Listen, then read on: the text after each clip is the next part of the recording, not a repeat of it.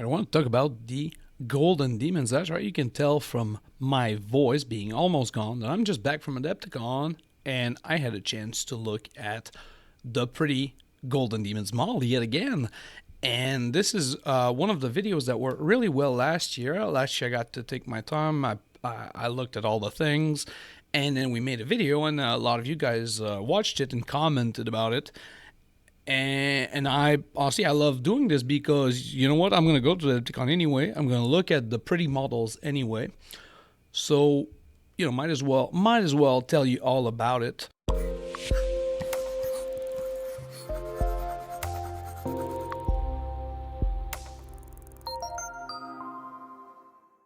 I started an entry, it was like nowhere near completion, and so I just decided, you know what, I'll keep this entry, I'll work on it, and if it's ready next year, it's going to be ready next year. And if I, forget about it, you know what? Well, we're just, it's going to be forgotten. It's no big deal.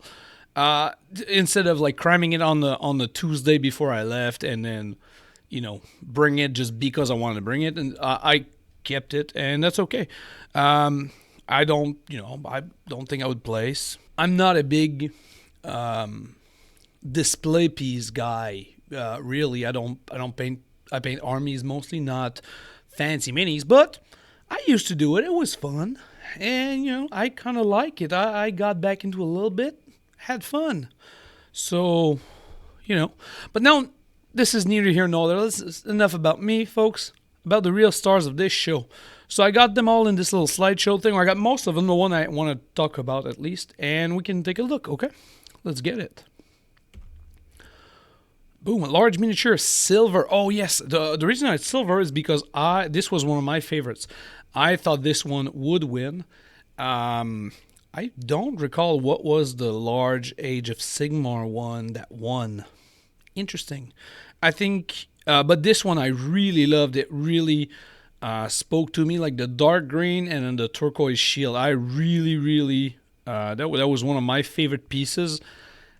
Again, I thought it would win. I thought it would be in contention. It wasn't, but again, this one a great piece. I don't know why I didn't like. Maybe we'll get it in the slideshow later. This one is early. So a unit for Age of Sigmar. This one is in the category of this is awesome, but I don't like it. This I saw it is not my style of mini at all. It's so many bright colors, and the way that the non-metallic is kind of like it's technically insanely proficient. It's just not my thing. This is one of those. Last year, I think it was a big Tyranids that I kind of reviewed the same way, where this, like, on a technical standpoint, this is insanely good. It just does not vibrate with me.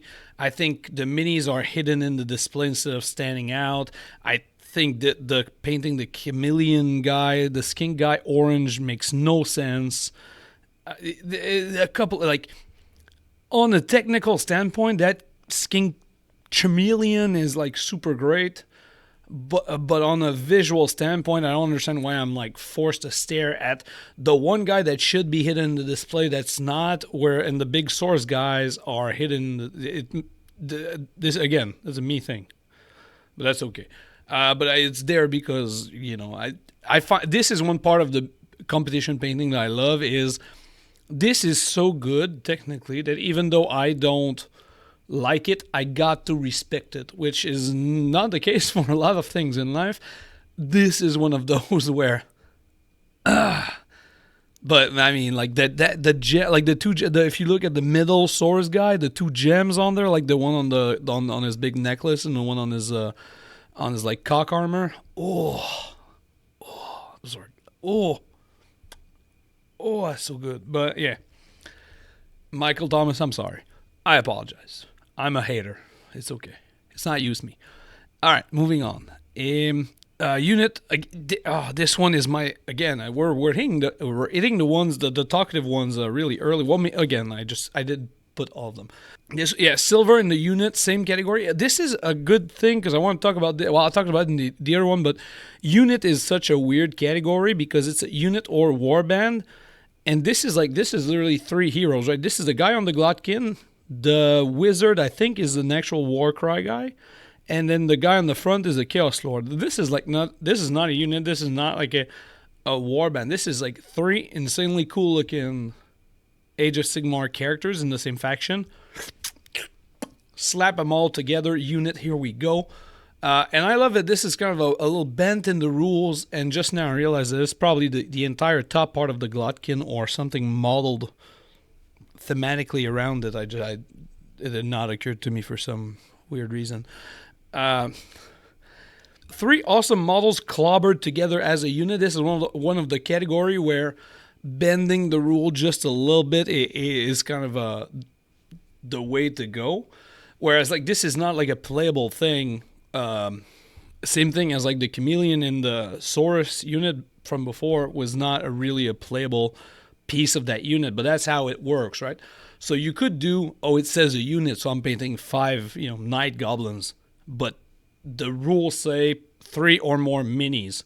Well, it's going to be 3 because you can put so much more effort into only painting 3, and it's going to be the coolest characters instead of the blank rank and files guy, right?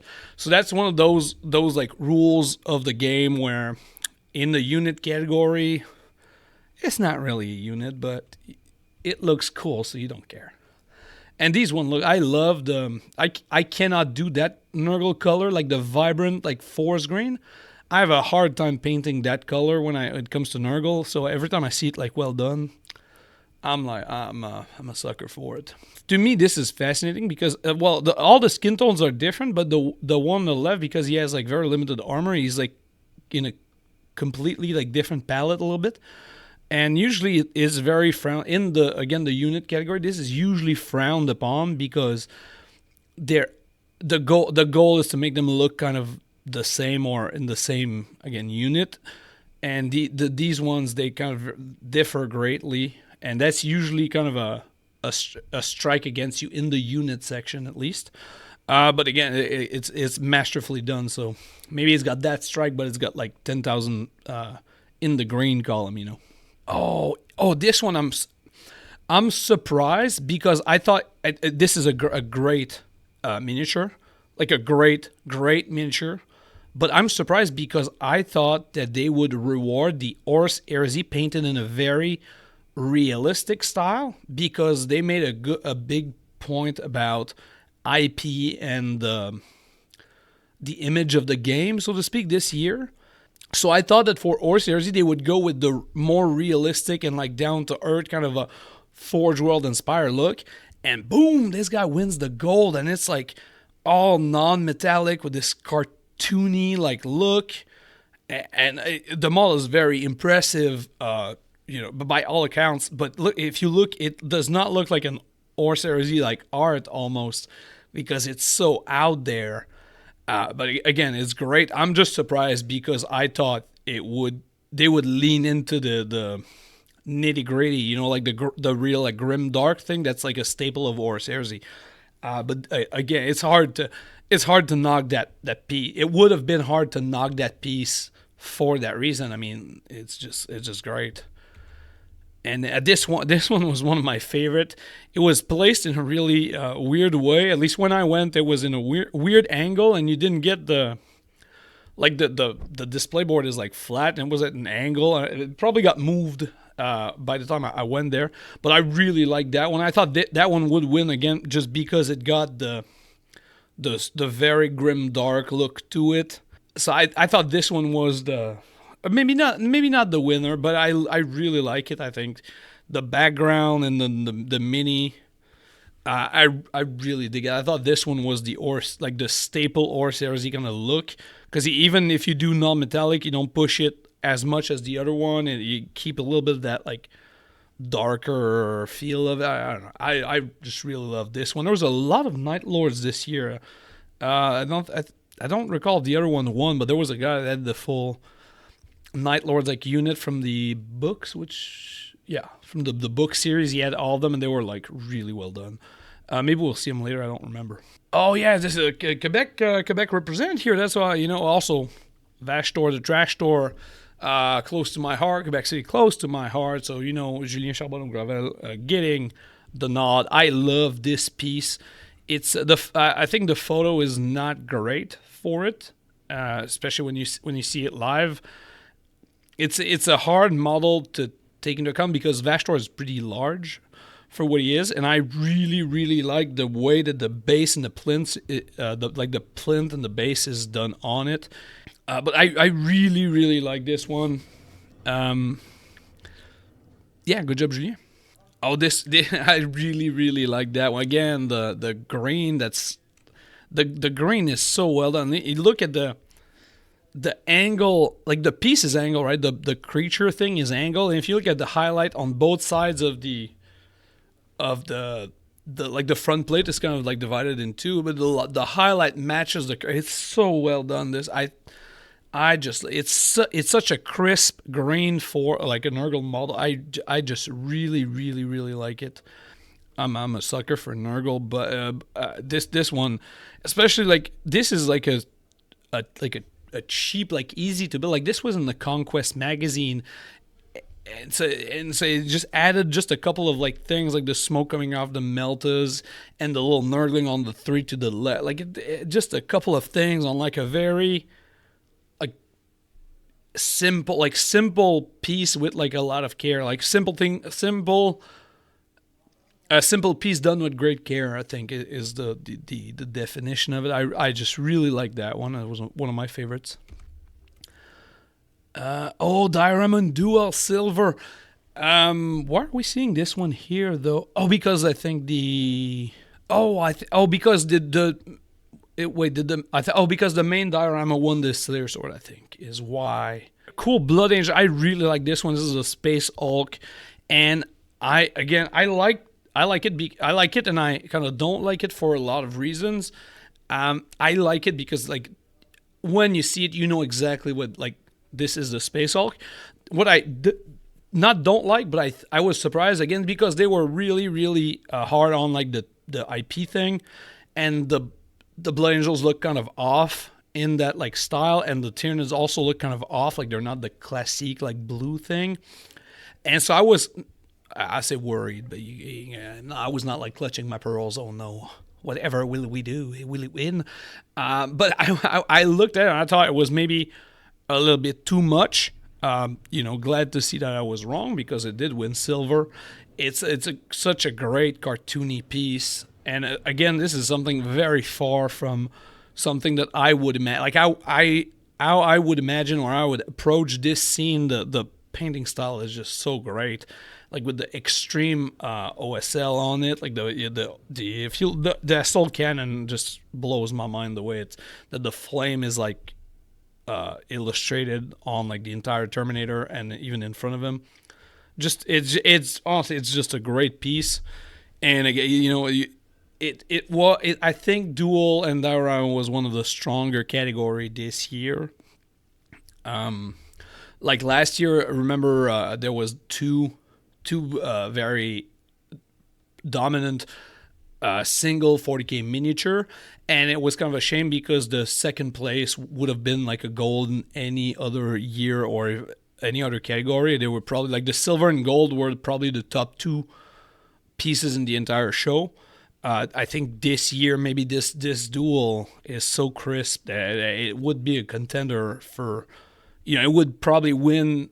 It would beat other first place entries in the Slayer Sword race, if you will. But again, just unfortunate. It's the same category as the actual Slayer Sword. This one is I thought interesting because the picture is way better than the mini eye.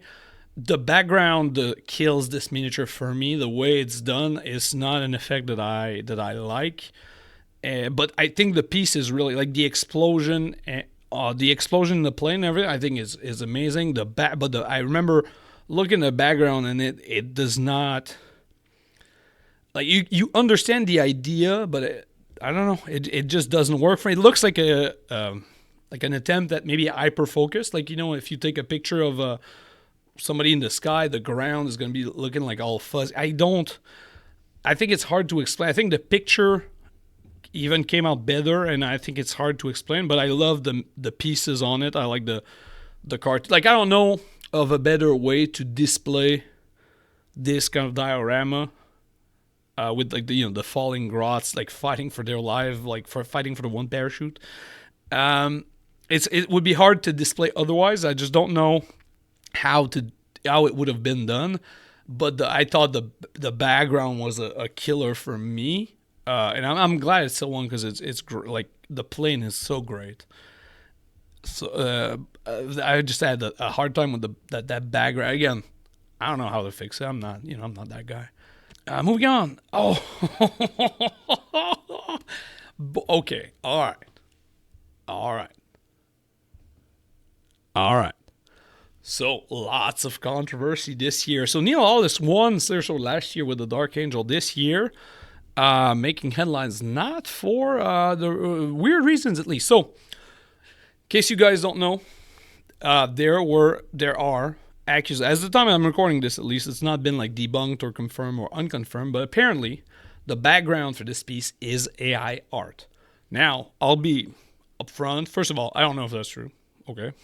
Second of all, I'm not well versed into AI art. Okay, I understand that some people hate it. It's like because AI basically steals from like actual artists to create the things.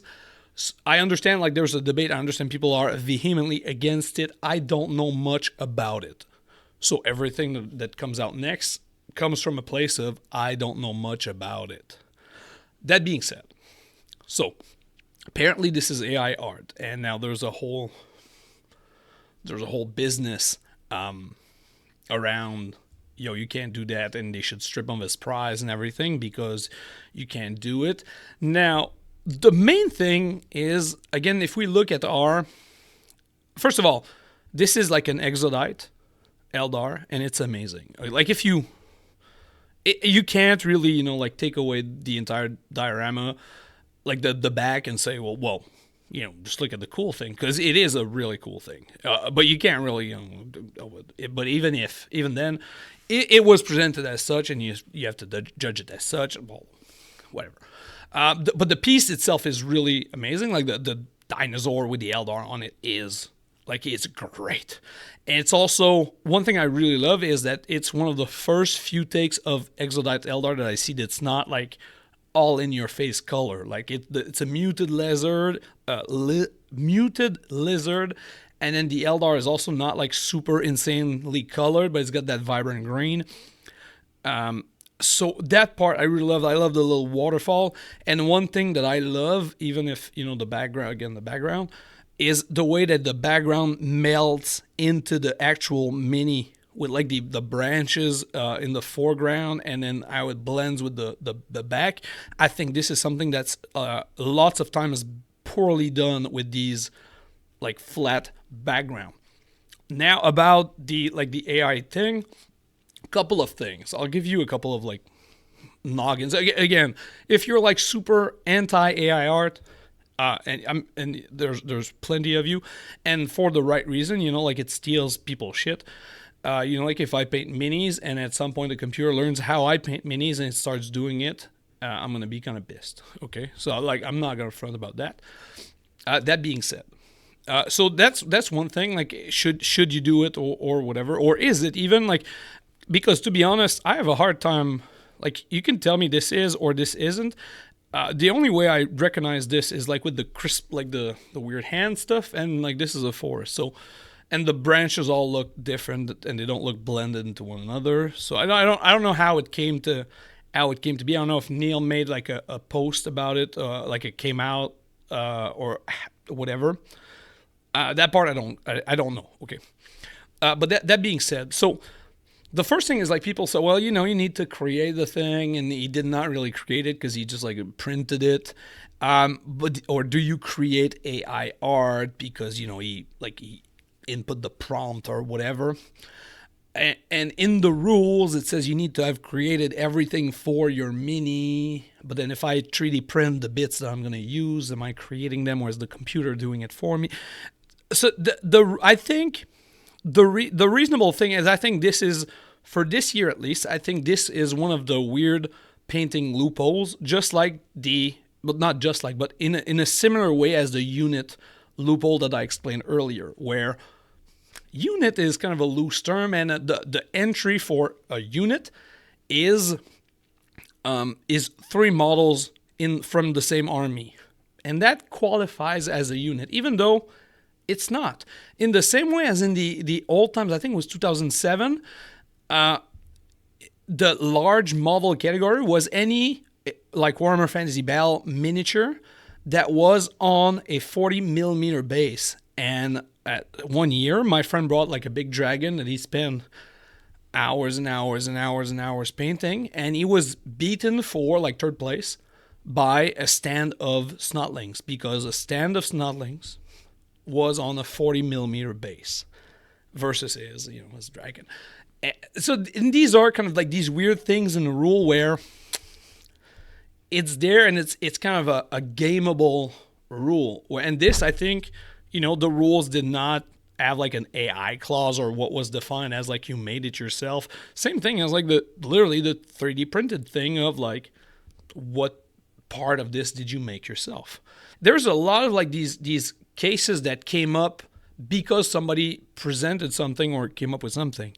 So what I think is probably going to happen is that Neil Hollis is going to have a rule made for him. It's never going to be called the Neil Hollis rules of Golden Demon, but my guess is that next year there's going to be a special, like, positively no AI rule, specially written down, or a very valid definition. As to what happens this year, I think it's going to go either way. Either Games Workshop is going to do the Games Workshop thing and never address it, never talk about it ever again, or they're going to go the complete opposite and do what they do with like competitive, is they're going to strip Neil of his trophy. He's going to retroactively lose everything, just like the Eisman trophy. I think he's got like 3 golden demons and the Slayer sword. They're going to take it all back. They're going to, bust open the door to his house, like the Kool-Aid Man, bust in the door. We're here for the sword and the trophies, motherfucker. Ugh.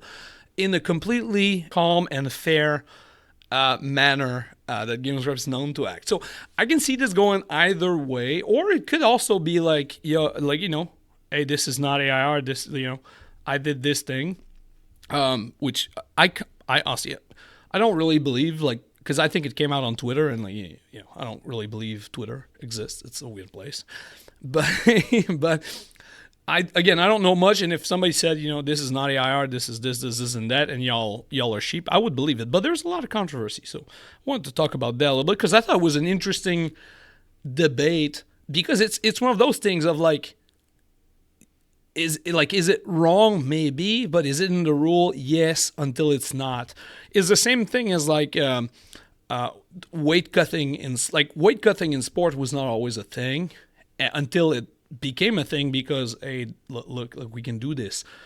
Should you be walking around at like 200 pounds and fighting at 150 because you can? Yeah, because you can. Because it's smart. If I'm 50 pounds heavier than you, I'm probably gonna win.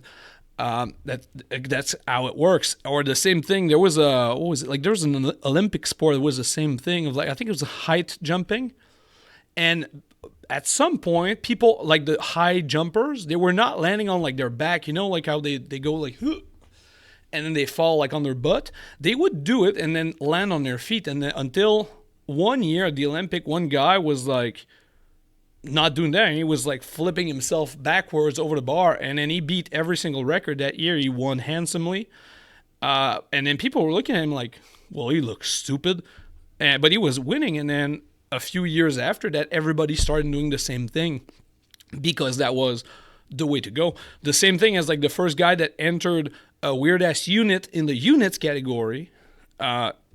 People might have looked at him funny and said, well, that's unfair.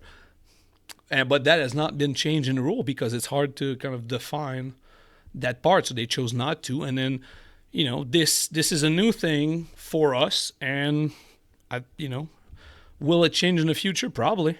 I think it will. But, for now, this is what we have. And the dinosaur itself is pretty fucking cool. So I like the dinosaur. About the art, I don't know. You guys tell me. I'm sure a lot of people are way more knowledgeable than me about like this stuff. I don't even know. I would actually know if somebody in the like knows that, how do you figure out that this is like AI? Is my only, like, I would like to know for myself, like, how do you go, that shit AI? I would be very interested in that part if somebody has that answer. Currently I only tell with the weird fingers. If no fingers, I'm not gonna. The Slayer Sword winner, Alexandre Dos Santos, again another Quebec area person. And this mini is insane. It's like the duality of the vampire, like the vampire. I think is Cad or something. His name Cade. But he's like a conflicted dude. So it's like him and his like persona, and because he's like in a lake and it's his shadow in the back. There's nobody in the armor, if you will. It's like the little ghost in front. This piece is amazing, and a lot of people, when they saw the picture, they were like, "Oh, well, it won the Slayer, so this is odd and everything." And then I bring you this, which I hope it plays correctly in my thing. But I think, first of all, I think this mini is amazing. I think the idea is great. The idea is great. I think it's very, very well done to get like the threes to line up and match, and even the ground and everything. But also,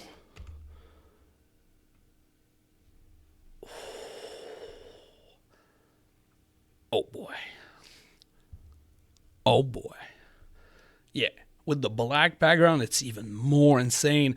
And my only thought, that's what when one of my friends said when I showed him this picture, is like, can you imagine if he put his diorama in like a black box that you would only see this view? And I thought it was like pretty smart. Like, you could do like almost like a shadow box. So it would always be on this black background that you would see it. Oh. Man, isn't it?